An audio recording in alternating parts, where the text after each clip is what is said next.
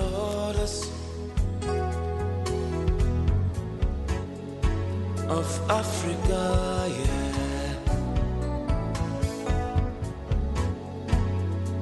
Let me tell you what we gotta do for this land. Well, hello and welcome. The picture that you're seeing there and the sounds, this is African Perspective. I'm Tshepiso Makwetla, and that is a song titled Africa from the legendary band Sankomota. This week, one of the band's last surviving members, Pitso Sera, passed on. We reflect on his legacy later on in the show. South Africa celebrating Heritage Month this month, and with recent events in the country, heritage becomes an issue for South Africans and Africans living in South Africa equally in the diaspora as well, to reflect and celebrate on their shared cultural similarities and differences. But first, let's take a look at this.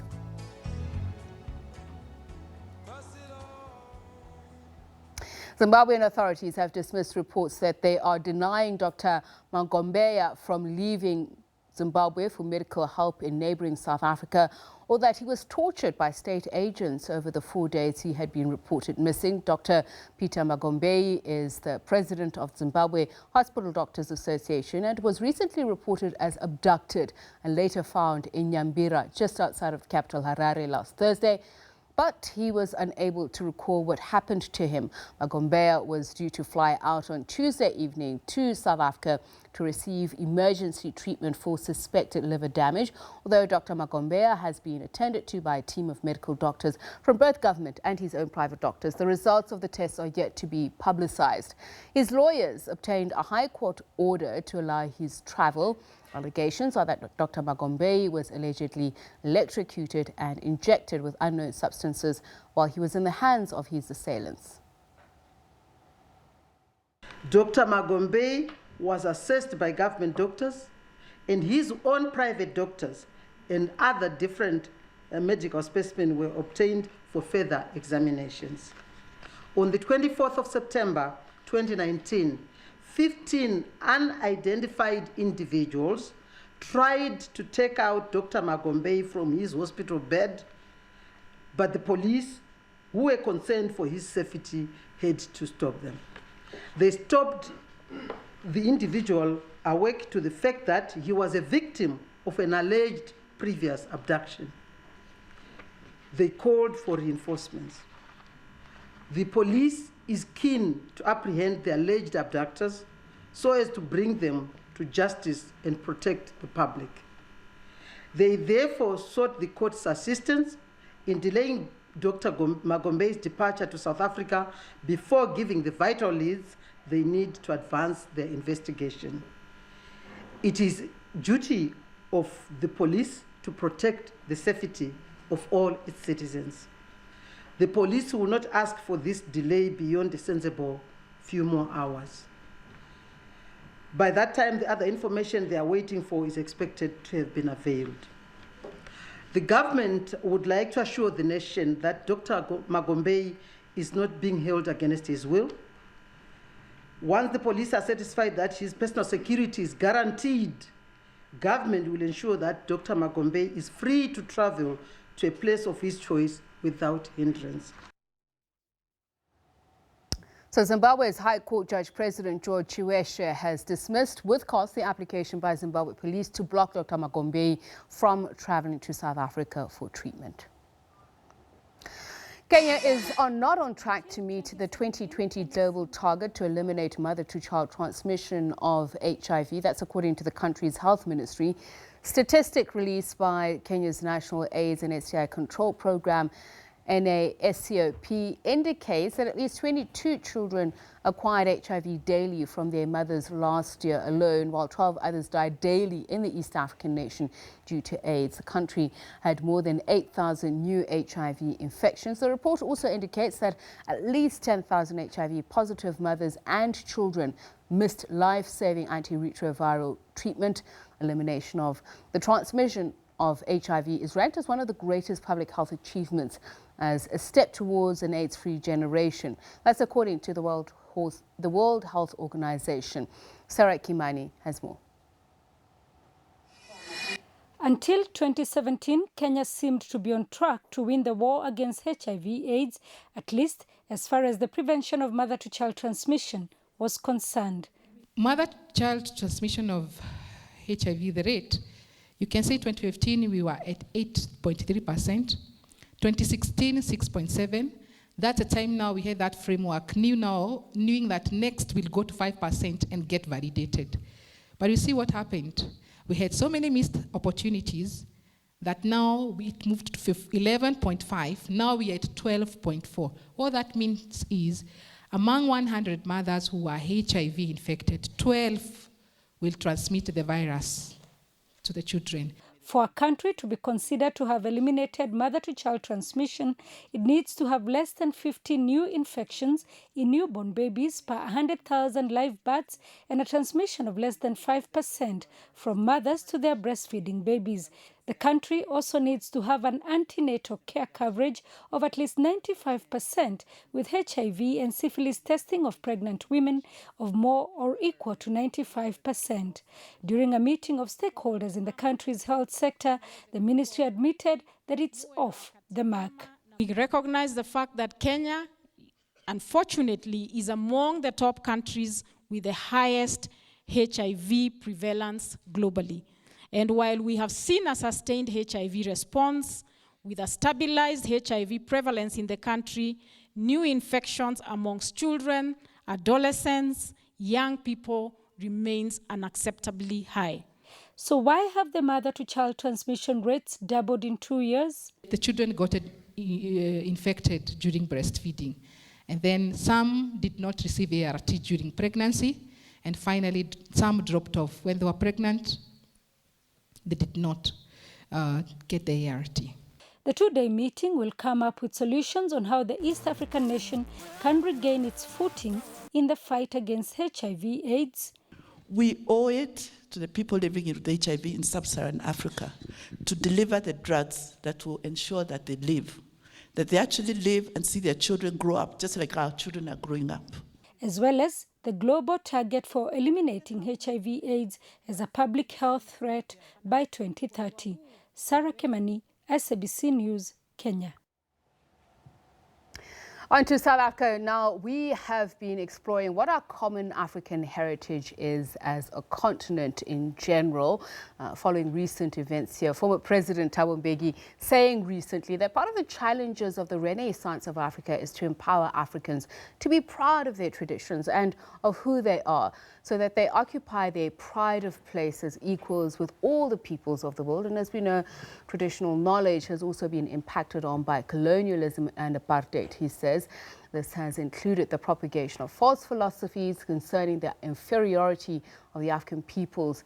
It has entailed the spread and advancement of economic paradigms such as the worship of personal enrichment at all costs. So as part of this heritage, this rich history of indigenous knowledge in the arts, psychology, medicine and social sciences of others, we discussed this matter with Professor Pitika Ntuli, who is a cultural analyst, to talk about the continent at large and what we call our birthright. So let's start there, Professor Ntuli. As Africa, what is our birthright as Africans? I think as Africans is that life, started here in Africa, and that the whole issues of mining, metallurgy, and a range of other things have started, really, here in Africa. We are the birthplace of humankind. I mean, it's often said that Africa is one of the richest continents, especially in natural resources. In fact, the world wouldn't survive with a lot of that. But still, as the former President Thabo Mbeki was saying, that it seems that we do not occupy our pride in place with the rest of the peoples of the world. Is it firstly because, more importantly, Africans aren't fully aware of what their African heritage, their birthright is? I mean, if you think that colonialism lasted for over 350 years, and then there was apartheid, and all of these systems were calculated to get rid of our education systems that were linked to day-to-day living, that were linked to our belief system, that were linked to everything that we are. And then ultimately, the usurpation of our own land, and all of these things that they've actually taken away from us have left the residues of emptiness inside our own brains to an extent that we do not know ourselves. And if anybody really asks me, we have actually ceased to be real Africans, but we are the constructs of the Western powers. So then what the former president is saying, that we've imbibed those foreign philosophies as our own, and to an extent that means we've prevented ourselves from not only knowing what our heritage is, but also keeping it. Yes, no, we don't.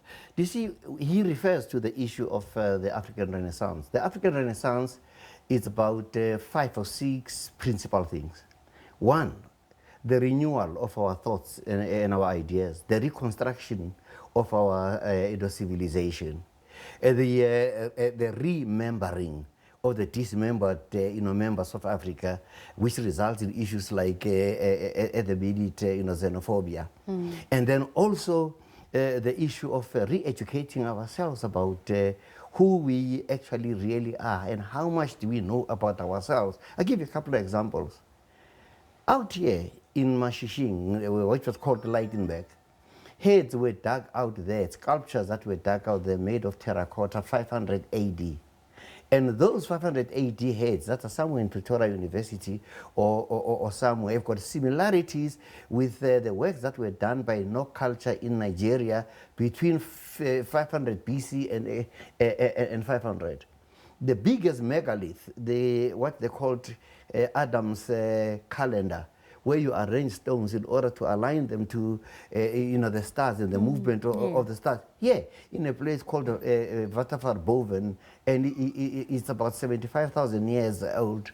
Then there was a civilization of Tulamela that was trading with the Chinese and the Indians, a number of people just around. And there was Timbavati, right around the Kruger National Park, then Mapungubwe, then Swartkalans. Because all of these things were ours, and colonialism didn't want us to know these things and to own them. Then we don't even know about them, not in our history books, not in our anthropology, practically nowhere. And it's interesting that you should say that. I was following a discussion just about 2 days ago saying that why is it that isn't a concerted effort by Africans to establish their own universities, to bolster those indigenous knowledge systems which have been hidden from us. As you say, I mean, if you look at the great anthropologists who tell our stories, they're certainly not touted to be from here. No, they are not. I know, when today I was very happy a few days ago when I had that Solidarity as a union is starting their own university and the instruction is going to be Afrikaans. And you ask yourself is, what is stopping AMCU and COSATU and all of these other unions from starting even with small colleges where people are going to be taught in their own languages?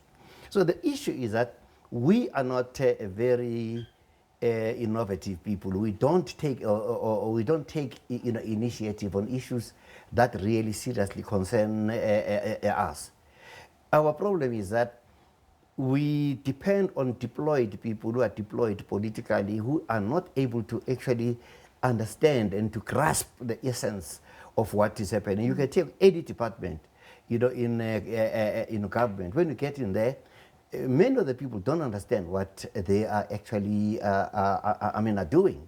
So we need, in a sense, to revive ourselves with the African Renaissance. What you find today, each and every time when there's a news event, the minister is going to be there. Oh, I'm here with these people, I'm here with these people. When those people are supposed to be in their offices, training, their people, aligning their people to understand the goal of why they've been chosen, to minister for those. So let's start at the disconnectedness that you spoke about, and often it's been taught to us, at least for those people who are interested in refreshing young people's mind about the full picture of the continent, is saying that, you would find that people from the Zulu kingdom would have traveled from the Congo, that their paths would have led them down a certain way. There was an article several months ago speaking about an ancient Botswana kingdom that was found somewhere here within the outskirts of Johannesburg. So where do we start with those disconnectedness? How do we unearth that information and ensure that our children know it? I mean, that information is there. If you want to find out much about, say, Botswana and the rest of the people, if you talk to Dr. Matole Mutshekga, who has been working and studying Egypt, you know, when you see a real old Motswana when he's angry, he says, "Nakimkemit." And then you're going to have the Ra and the Res and all of these things. And all those things, where do they come from? They come from Egypt. And when I say Nakimkemit, the original name of Egypt was Kemet. Okay. And also when you look at it now, the white people said all black people are Bantu. Not all black people are Bantu. The Nguni people are Bantu. The Sotho people and Sotho languages are Nilotic people. The languages like Tswana, Spedi, and all of these things are more linked to Ethiopia, the Amharic. When you're in Ethiopia in a taxi and if you give somebody something, what do you say? You say Nga. There's a cultural unity of Africa which makes it absolutely so terrible that we are going to have to experience issues such as xenophobia. There are settlements around Rustenburg and all of those other areas here in South Africa that were old Tswana civilizations. And I have in my house a book that covers the entire history of Botswana, dating the 10th or the 9th century, with surnames of everybody else, which some anthropologists worked and put those things. But how many of either historians or anthropologists and all of this know about these things? We are being framed and being tuned. And it also happened that when we were merging our universities, we had a brilliant opportunity of reinventing our universities. But instead, what did we do? We consolidated our universities into photocopies of the colonial of Western university, with such stringent things that people who want to study are not even able to to move in there and study. My wife wants to study creative literature and she's 68 years old. They want her to bring a certificate she got 50 years ago so that it should pass through the South African qualification authority. Then you just see how archaic even university thinking and procedures have really tended to be. That integration surely should pass on to country, offering bursaries for students to study in different countries, to learn the cultures, to learn the languages, because can many families really say their children speak the indigenous languages properly? They can have a fluent discussion, and let alone 7 languages. I'll tell you what happened. Is that a few years ago, the Minister of Higher Education, Dr. Blade, demanded in his wisdom, appointed a committee of people to go to the 26 universities to find out why they are not teaching in our individual languages. And I was the person that was chose to head that committee. We went to 26 universities, spoke to management in the presence of students and staff to say why. And they said, oh no, government is not giving us money and blah. It's just ideas. But they had policies, language policies, and implementation strategies that they hadn't actually done. When we speak to the staff says, some of us are trying to do these things, but we can't teach because our languages are not good for commerce and for education, and we don't have dictionaries to do it. That issue of the economic paradigms that need to change that the former president was talking about. Prof, stay with us. We'll be talking about the influence of the arts and creative industries within our heritage as well. Don't go away. This is African Perspective. We'll be back shortly.